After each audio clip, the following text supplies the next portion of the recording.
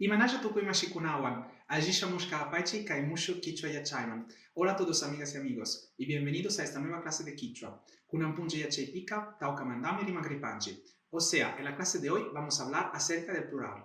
Así que sin más demora, amigas y amigos, empecemos. Kajaripashunchi.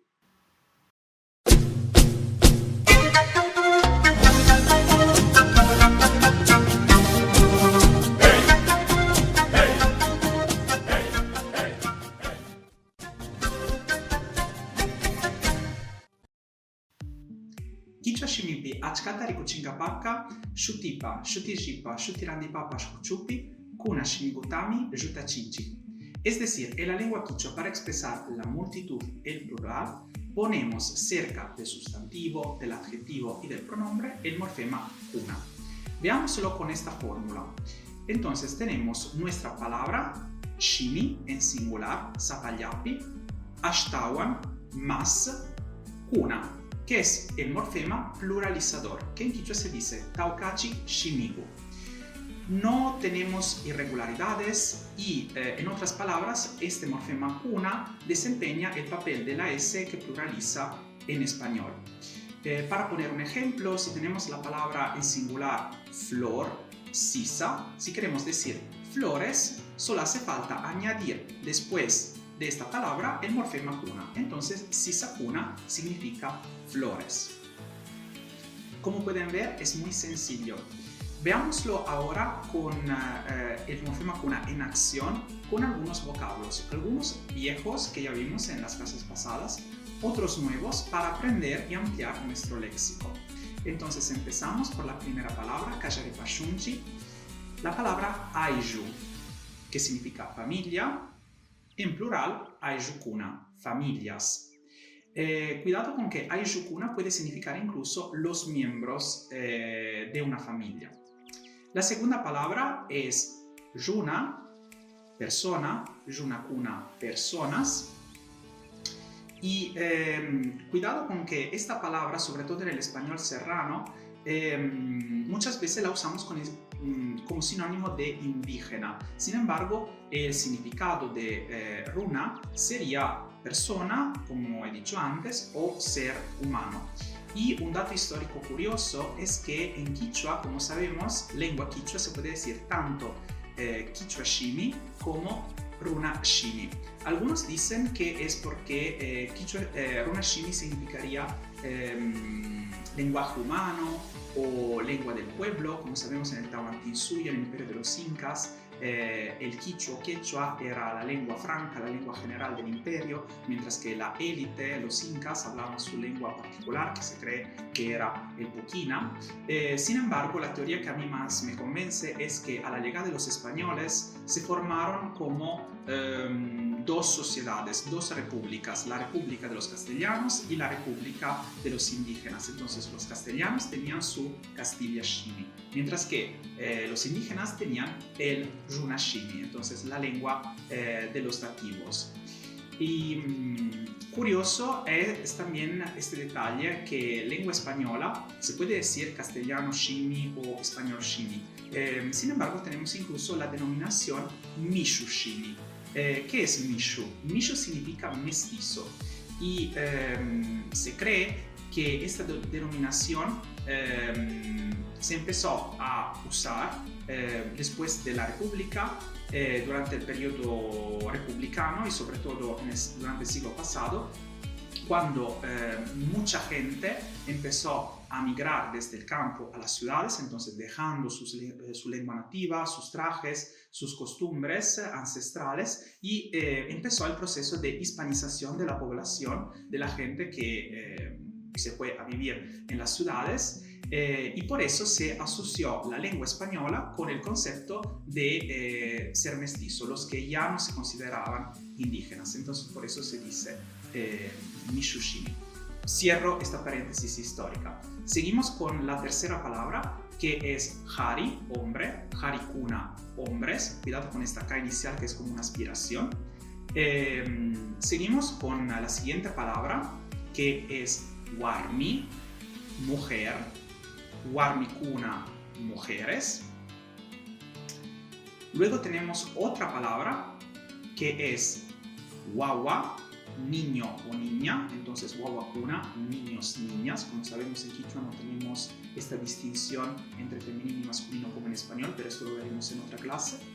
La siguiente palabra es huasi, casa, entonces huasi cuna, casas. En la provincia de Chimborazo, por ejemplo, incluso los mestizos de las ciudades tenemos esta celebración que es el huasi Kichay. La inauguración de una nueva casa viene del quichua, del verbo fichana, que significa limpiar, entonces la limpieza de una nueva casa. Seguimos adelante con la palabra huambra o huambra, que significa chico. He encontrado las dos grafías.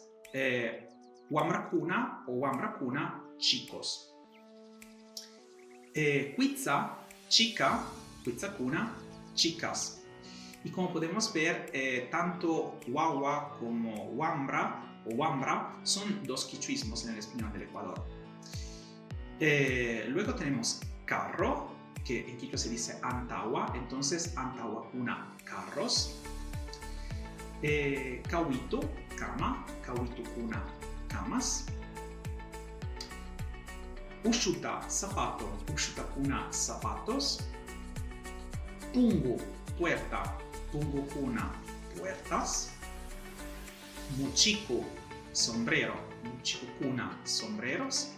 Y por último, urcu, cerro o montaña, urcu cuna, cerros, montañas.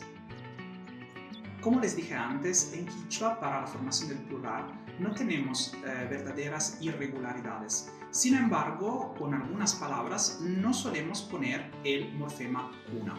Por ejemplo, con la palabra para decir dinero, que se escribe así, pero se puede pronunciar tanto kulki como kushki. Sabemos que la ya antes de una letra, como por ejemplo la K, la PA o la TA, puede tener estos dos sonidos, tanto L como Sh.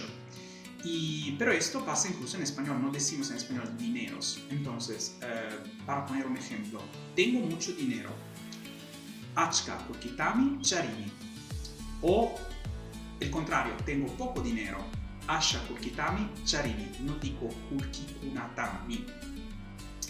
Y otra clase de palabras con la que no solemos poner el kuna son los murukuna. Murukuna significa frutos, los frutos de la tierra.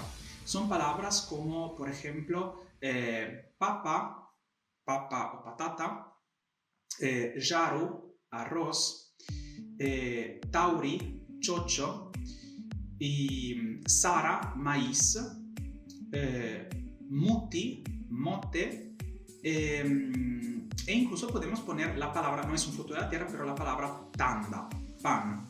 Con estas palabras no solemos poner el morfema pluralizador. Es verdad que tampoco en español, por ejemplo, decimos arroces, maíces, así, pero en español se puede decir papas o chochos, así. Por ejemplo, si yo digo en español, yo siembro papas, en quichua sería ñucaca, papatami, tarpuni. No digo papakunatami porque ya se da por sentado que estoy hablando de una pluralidad. Y cuidado con que el verbo sembrar en quichua se dice tarpuna. Ya sabemos cómo conjugar los verbos en presente indicativo, entonces tarpuni, tarpungi, tarpun. Entonces ahora cada vez que aparezca un nuevo verbo, les voy a dar la forma en infinitivo para que podamos aprender más verbos. Sigamos ahora con estas palabras para formar frases y ver cómo no solemos poner el morfema cuna. Con la palabra para decir arroz, podemos decir tú, o mejor, usted cocina arroz. Kikinga jarutami yanungi. Con tauri, él o ella pone chochos en el agua. Paika taurita yakupimi churan. Y tenemos el verbo aquí para decir poner churana. El verbo de antes era yanuna, cocinar. En cambio, con maíz podemos decir ñucanchica, saratami, camchanchi. Nosotros tostamos maíz. El verbo canchana significa tostar. Y con mote, kikinkunaka, mutitami timbungichi. Ustedes hierven mote. Timbuna significa hervir. Y con tanda, que puede significar tanto pan como panes, podemos decir yayaka tandatami ruran. El papá hace pan, del verbo rurana que ya vimos que significa hacer. Sin embargo, podemos poner en algunos casos el kuna con estas palabras. Por ejemplo, yo podría decir Nyukaka Sarakunatami Aparimuhuni. O mejor, Saratami Aparimuhuni, porque sabemos que podemos incluso omitir el pronombre en quichua.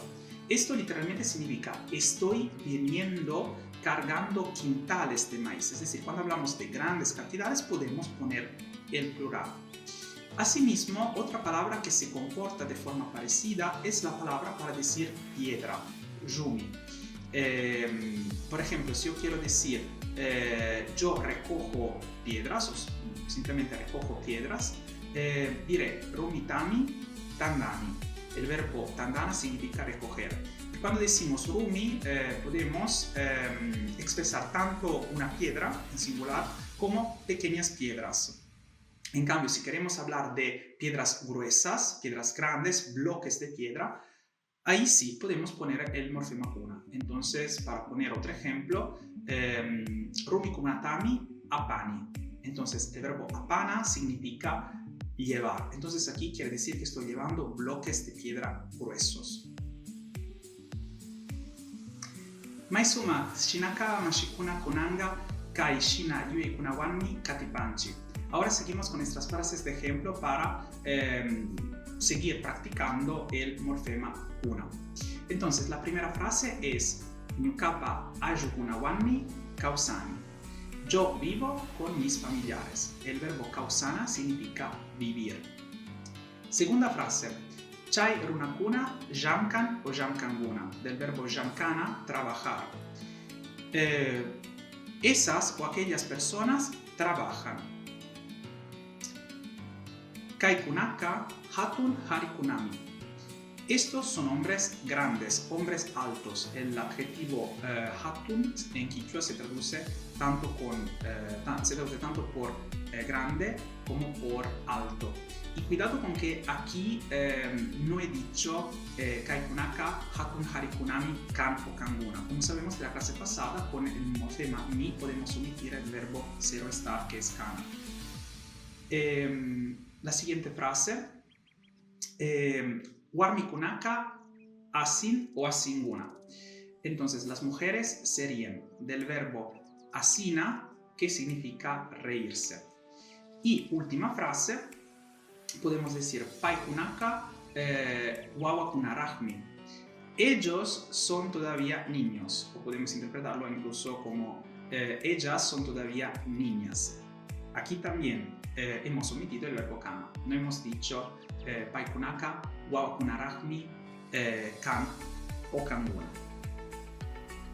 Maisuma mashigukuna, shinaka kunajapash chaimitukui, yupaichani kai shurikuchik tarikushkamanda, shuk punjakama, aji punjaguta charipaichi.